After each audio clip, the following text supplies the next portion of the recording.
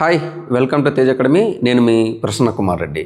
ఈరోజు మనం CUET UG కౌన్సిలింగ్లో భాగంగా ఒక ఇంపార్టెంట్ అప్డేట్ని సెంట్రల్ యూనివర్సిటీ ఆఫ్ ఆంధ్రప్రదేశ్ గురించి డిస్కస్ చేయబోతున్నాం. ఈ అప్డేట్ వల్ల చాలామంది విద్యార్థులకి నష్టం ఉంది, అదేవిధంగా కొంతమంది విద్యార్థులకి లాభం కూడా ఉందండి. సో ఆ అప్డేట్ ఏంటి అనేది తెలుసుకోవడానికి ఈ వీడియోని కంప్లీట్గా చివరి వరకు చూడండి. అలానే ఇలా కంటిన్యూస్ లేటెస్ట్ అప్డేట్స్ కోసం మన WhatsApp group CUET UG counselling WhatsApp గ్రూప్లో జాయిన్ అవ్వచ్చండి. మీరు ఈ క్యూఆర్ని స్కాన్ చేసి జాయిన్ అవ్వచ్చు. ఎలాంటి పర్సనల్ గైడెన్స్ కోసమైనా మీరు మన నెంబర్కి 9071455466కి కాల్ చేయొచ్చండి. సో ఆంధ్రప్రదేశ్ యూనివర్సిటీలో ఎటువంటి చేంజ్ జరిగింది అనేది కనుక మనం చూసినట్లయితే, ప్రతి యూనివర్సిటీ కూడా సియూఈటీ నోటిఫికేషన్ రిలీజ్ చేసినప్పుడు, అంటే లాస్ట్ ఇయర్ డిసెంబర్ మంత్లో అలా ఎప్పుడైతే వాళ్ళు సియూఈటీ నోటిఫికేషన్ రిలీజ్ చేశారో, వారు నేషనల్ టెస్టింగ్ ఏజెన్సీకి, ఎగ్జామ్ కండక్ట్ చేసే అథారిటీకి ఒక ఎలిజిబిలిటీ క్రైటీరియాని పంపించడం జరిగిందండి. ఎవరు? యూనివర్సిటీ వాళ్ళు మా దగ్గర ఇలాంటి కోర్సెస్ ఉన్నాయండి, ఆ కోర్సులో జాయిన్ అవ్వాలంటే పిల్లవాడు ఈ సబ్జెక్ట్ కాంబినేషన్ తీసుకోవాలి అని చెప్పేసి ఒక డాక్యుమెంట్ ప్రిపేర్ చేసి వాళ్ళు ఎన్టీఏకి ఇవ్వడం జరుగుతుంది. ఎప్పుడు? బిఫోర్ నోటిఫికేషన్ వచ్చేదానికన్నా ముందే. సో దానివలన ఎవరైతే అభ్యర్థులు, స్టూడెంట్స్ మరియు పేరెంట్స్ ఉంటారో వాళ్ళు ఆ నోటిఫికేషన్ చూసుకొని ఏ ప్రోగ్రామ్స్కి ఏ సబ్జెక్ట్స్ తీసుకుంటే ఎలిజిబుల్ అవుతారనే దాన్ని బట్టి ఎగ్జామ్లో సబ్జెక్ట్ కాంబినేషన్స్ అనేవి సెలెక్ట్ చేయడం జరుగుతుంది. ఆ ప్రాసెస్లో భాగంగా మన సెంట్రల్ యూనివర్సిటీ ఆఫ్ ఆంధ్రప్రదేశ్ వారు, అనంతపూర్ వారు మొట్టమొదట ఇచ్చిన నోటిఫికేషన్లో మీరు చూసినట్లయితే BA హానర్స్ పొలిటికల్ సైన్స్కి వాళ్ళు ఏ సబ్జెక్ట్ నుంచి అడ్మిషన్స్ తీసుకుంటామన్నారు? జనరల్ యాప్టిట్యూడ్ టెస్ట్ నుంచి తీసుకుంటామన్నారు. అదేవిధంగా ఎకనామిక్స్ కూడా జనరల్ యాప్టిట్యూడ్ టెస్ట్ నుంచి తీసుకుంటామన్నారు. అదేవిధంగా retail management and IT general aptitude test నుంచి తీసుకుంటామన్నారు. BBA ప్రోగ్రామ్ కూడా జనరల్ యాప్టిట్యూడ్ టెస్ట్ అన్నారు. బ్యాచులర్ ఆఫ్ కామర్స్ కూడా జనరల్ యాప్టిట్యూడ్ టెస్ట్ అన్నారు. ఇంగ్లీష్ కూడా జనరల్ యాప్టిట్యూడ్ టెస్ట్ అన్నారు. సైకాలజీ కూడా జనరల్ యాప్టిట్యూడ్ టెస్ట్ అన్నారు. అదేవిధంగా computer science and artificial intelligence, so BSc CS and artificial intelligence, ఇది కూడా జనరల్ యాప్టిట్యూడ్ టెస్ట్ అన్నారు. BTech computer science and engineering, ఇది కంప్యూటర్ సైన్స్ సబ్జెక్ట్ నుంచి తీసుకుంటామని చెప్పారు. డొమైన్ సబ్జెక్ట్, పేపర్ కోడ్ 308 అంటే ఇది కంప్యూటర్ సైన్స్ సబ్జెక్ట్ అండి. ఇది వాళ్ళు నోటిఫికేషన్ ఇచ్చినప్పుడు రిలీజ్ చేసిన ఇన్ఫర్మేషన్.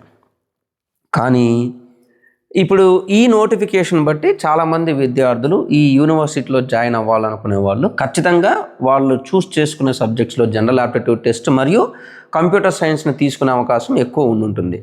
కానీ నిన్న రీసెంట్గా వెబ్సైట్లో ఏం చేశారంటే వీళ్ళు వాళ్ళ యొక్క అడ్మిషన్ క్రైటీరియానే మార్చి పడేశారు. ఇక్కడ చూసినట్లయితే ఇది ఇప్పుడు మీరు ఆంధ్ర సెంట్రల్ యూనివర్సిటీ వెబ్సైట్లోకి వెళ్ళి డౌన్లోడ్ చేసుకుంటే కనిపించే ప్రోగ్రామ్స్ లిస్ట్ మరియు దాని ఎలిజిబిలిటీ. BA పొలిటికల్ సైన్స్కి ఇంతకుముందు జనరల్ యాప్టిట్యూడ్ టెస్ట్ మాత్రమే ఉండేది, ఇప్పుడు దాంతో పాటుగా పొలిటికల్ సైన్స్ కూడా మీరు రాసి ఉండాలి అని వాళ్ళు క్లియర్గా ఇన్ఫర్మేషన్ ఇచ్చారండి. ఇందులో ఇంకొక క్లారిటీ లేని విషయం ఏంటంటే, ఈ రెండు సబ్జెక్టులో ఏదైనా ఒకటే రాయాలా లేదా రెండు కలిపి తీసుకుంటారా అనే క్లారిటీ కూడా వీళ్ళు క్లియర్గా మెన్షన్ చేయలేదు. So domain or general or optional languages map to the programmes offered in column C, ఇవి ఈ ప్రోగ్రామ్స్ మ్యాప్ చేశారని చెప్పారు. కానీ ఇందులో ఎన్ని ప్రోగ్రామ్స్ అటెండ్ అవ్వాలి, ఒకటే అటెండ్ అవ్వాలా లేదా అన్నీ కంపల్సరీగా అటెండ్ అవ్వాలా అనే క్లారిటీ కూడా ఇవ్వలేదు. అదేవిధంగా మీరు ఎకనామిక్స్ చూసినట్లయితే GAT మరియు ఎకనామిక్స్ అండ్ బిజినెస్ ఎకనామిక్స్ అనే సబ్జెక్ట్ని యాడ్ చేశారు. సో ప్రతి దాంట్లో కూడా, ప్రతి సబ్జెక్ట్లో కూడా GATతో పాటు ఇంకొక ఒకటి లేదా రెండు సబ్జెక్ట్స్ని యాడ్ చేయడం జరిగింది. BBA కూడా బిజినెస్ స్టడీస్ అండ్ ఎకనామిక్స్ రెండు యాడ్ చేశారు GATతో పాటు. అలానే కామర్స్ కూడా GATతో పాటు accountancy and business studies add చేశారు. BA ఇంగ్లీష్కి కూడా ఇంగ్లీష్ పేపర్ని యాడ్ చేశారు. సైకాలజీకి కూడా సైకాలజీ మరియు బయాలజీ వాళ్ళకు కూడా అవకాశం, 3 సబ్జెక్ట్స్. అంటే ఇది ఏంటి, ఏదో ఒకటి రాసి ఉండాలా లేదా అన్నీ రాయాలా?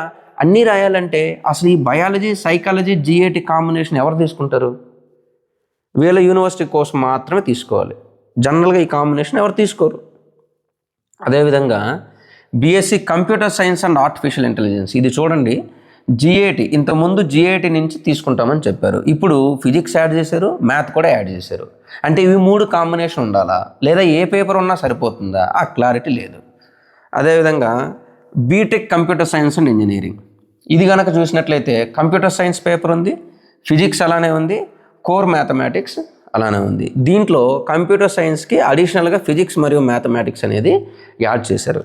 సార్ బాగానే ఉంది, ఇది యాక్చువల్గా బాగానే ఉంది కదా, ఆ సబ్జెక్ట్ చదవాలంటే అవి ఉండాలి కదా. ఎస్, యాక్చువల్గా ఈ కోర్సులు చేయాలంటే ఇప్పుడు వీళ్ళు రిలీజ్ చేసింది కరెక్ట్ ప్రాసెస్, కానీ ఇది ఎప్పుడు రిలీజ్ చేసి ఉండాలి, నోటిఫికేషన్ కన్నా ముందు రిలీజ్ చేసి ఉండాలి.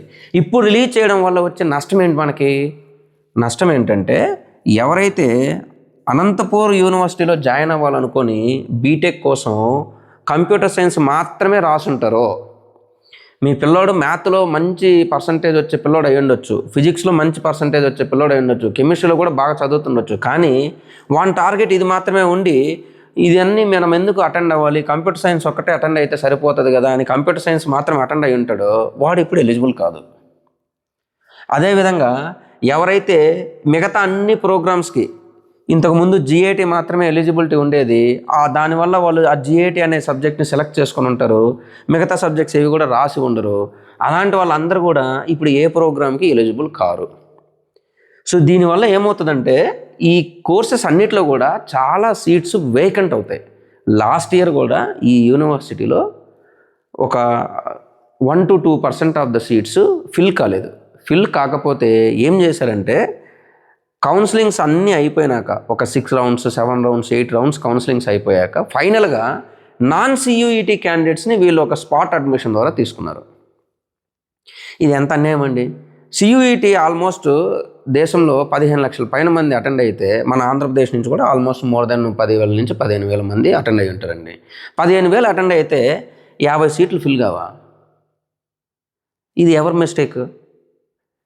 ఈ మిస్టేక్ అనేది నాకు తెలిసి ఇది చాలా క్లరికల్ లెవెల్లో జరిగిన మిస్టేక్ అని నేను అనుకుంటున్నా. దీని వెనకాల పెద్ద ప్లాన్ కానీ లేదా కుతంత్రాలు కానీ ఏమి ఉండవు. బట్ ఇది నా గెస్ ప్రకారం ఒక క్లర్క్ లెవెల్లో జరిగిన మిస్టేక్ ఉంటుంది. అది వాళ్ళు సరైన సమయంలో సిలబస్ని ఫైనలైజ్ చేయించుకోకుండా వాళ్ళు అప్పటికప్పుడు అప్లోడ్ చేస్తుంటారు నోటిఫికేషన్ టైంలో. ఇప్పుడు దాన్ని అక్కడున్న ప్రొఫెసర్స్ కానీ డీన్స్ కానీ రికగ్నైజ్ చేసి రెక్టిఫై చేయాలనే ఉద్దేశంతో వాళ్ళు చెప్పుండొచ్చు. కానీ ఇది చాలా అనెథికల్. ఎందుకంటే మీరు నోటిఫికేషన్లు ఏమైతే ఇచ్చారో అడ్మిషన్ ఎండ్ వరకు కూడా అదే ఫాలో అవ్వాలి.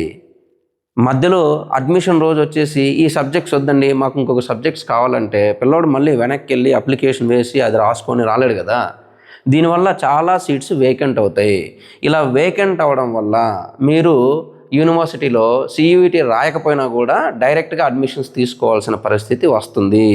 అది మళ్ళీ అడ్మిషన్ దళారీ వ్యవస్థని పెంచి పోషిస్తుంది. ఒకవేళ మీ ఉద్దేశం అడ్మిషన్ దళారీ వ్యవస్థని పెంచి పోషించడం అయితే ఖచ్చితంగా ఈ వీడియో చూసిన పేరెంట్స్ కానీ స్టూడెంట్స్ కానీ మీ యొక్క రైట్ కోసం మీరు ఈ ఇష్యూని ఎస్కలేట్ చేయాల్సిన అవసరం ఉంటుంది. ఇది మనం ఎలా రెక్టిఫై చేయొచ్చు? ఇక్కడ అడ్మినిస్ట్రేషన్ డిపార్ట్మెంట్లో వాళ్ళ క్యాండిడేట్స్ ఉన్నారండి. ఛాన్సలర్ గారు, vice chancellor, registrar, dean etcetera. Registrar గారు ప్రొఫెసర్ ఎస్బి కివాడే అని చెప్పేసి ఉన్నారండి. ఆయన మెయిల్ అడ్రస్ ఇక్కడ ఉంది, ఈయన మెయిల్కి. అలానే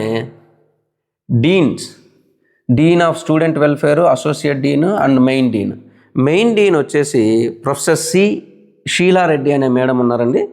ఈమె మెయిల్ ఐడి కూడా ఇక్కడ ఇవ్వడం జరిగింది, కింద ఇవ్వడం జరిగింది. 2 మెయిల్ ఐడీస్ ఉన్నాయి మేడం గారికి. అలానే ఇంకా డీన్ ఆఫ్ స్టూడెంట్ వెల్ఫేర్ ఈయన ప్రొఫెసర్ బబ్బూరు వెంకటేశ్వర్లు, ఈయన మెయిల్ ఐడి కూడా ఇవ్వడం జరిగింది.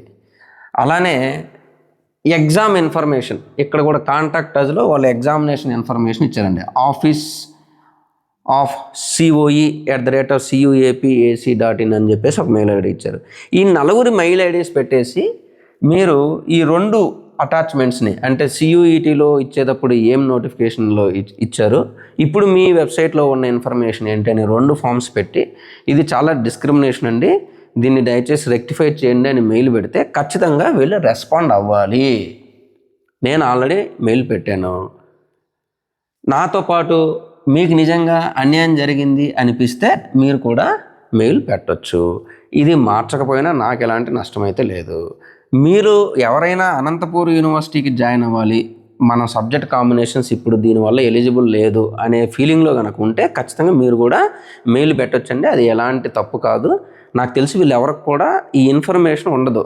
వాళ్ళు ఏంటంటే సిలబస్ కాంబినేషన్ ఉంది, ఫస్ట్ కూడా అదే తయారు చేశారు, ఇప్పుడు కూడా అదే తయారు చేసి ఉంటారని సైన్ పెట్టి ఉండొచ్చు. బట్ ఇది క్లరికల్ లెవెల్లో జరిగిన మిస్టేక్ అయి ఉండొచ్చు.